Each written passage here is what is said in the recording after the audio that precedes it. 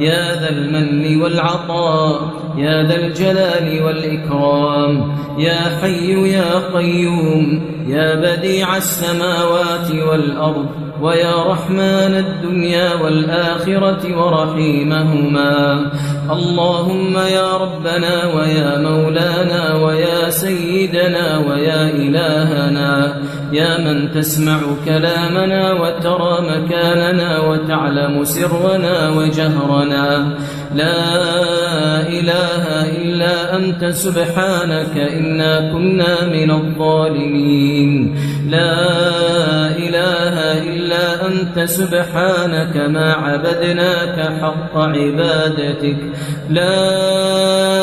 إله إلا أنت سبحانك ما شكرناك حق شكرك، لا